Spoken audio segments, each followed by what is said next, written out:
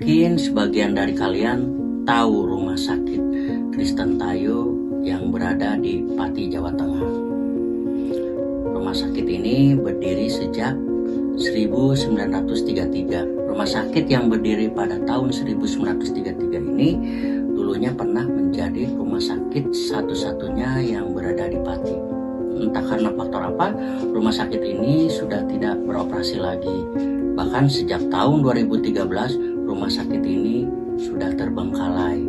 Tak sedikit kisah horor atau misteri yang menjadi tabir tersembunyi di rumah sakit ini, seperti yang pernah terjadi atau yang pernah dialami oleh dua narasumber saya.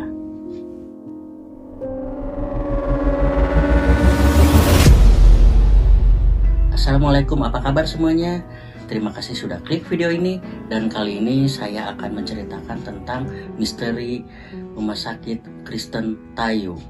Tapi sebelum lari ke ceritanya, bagi kalian yang ingin memiliki merchandise yaitu t-shirt dan hoodie, silakan klik link di bawah ini dan dapatkan harga yang spesial.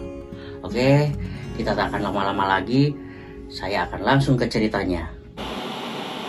Jadi tepatnya pada tanggal 25 Agustus 2020, dua narasumber saya ini pernah masuk ke rumah sakit ini.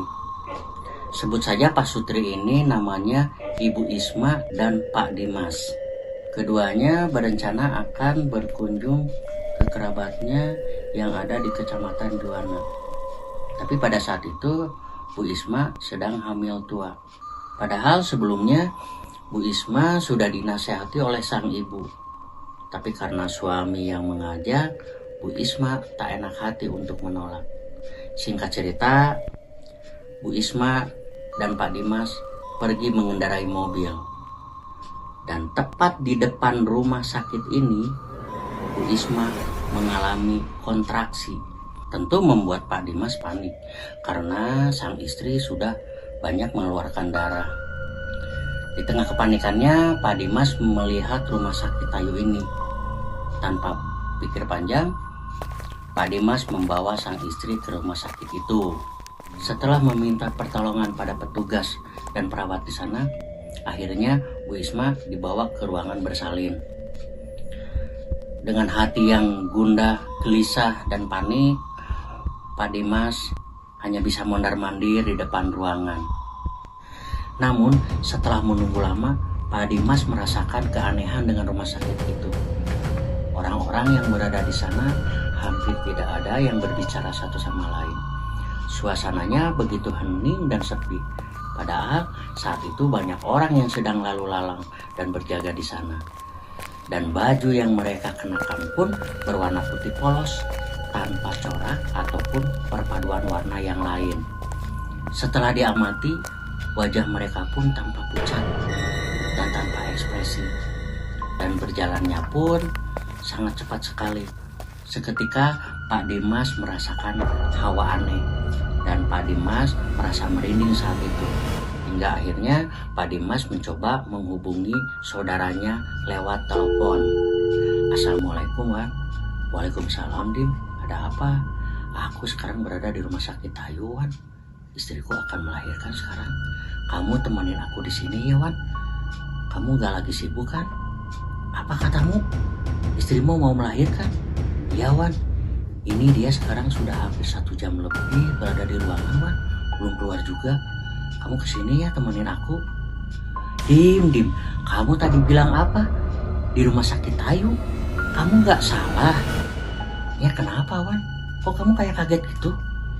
Dim, dengerin aku. Sekarang lebih baik kamu cari istrimu dan cepat bawa dia pergi dari rumah sakit itu. Cepat, Tim. Namanya kenapa, Wan? Rumah sakit itu sudah terbengkalai lama, Dimas. Seketika HP Pak Dimas terjatuh dari genggamannya. Dan Pak Dimas begitu shock. Seketika itu juga Pak Dimas berlari menuju ruangan bersalin. Dan Pak Dimas kaget.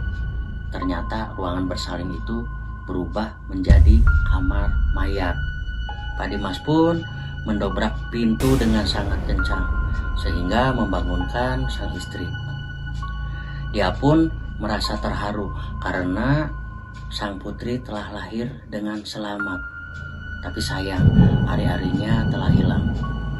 Tanpa berpikir panjang, Pak Dimas membawa anak dan istrinya keluar dari rumah sakit itu. Yang tadinya ramai, sekarang menjadi hening dan tanpa penerangan sama sekali. Banyak ilalang dan rumput liar yang mengelilingi setiap bangunan. Mereka berjalan dengan sangat hati-hati sambil menahan ketakutan yang amat sangat. Tak henti-hentinya, kedua bibir mereka melantunkan ayat suci Al-Quran dan salawat untuk menghilangkan rasa takut yang amat sangat. Hingga akhirnya mereka keluar dari rumah sakit itu dengan selamat. Itulah cerita kali ini dari saya. Jika Anda suka, silakan like, comment, and subscribe. Dan jangan lupa nyalakan loncengnya sebagai notifikasi agar ketika saya mengupload video baru, Anda mendapatkan pemberitahuan. Wassalam.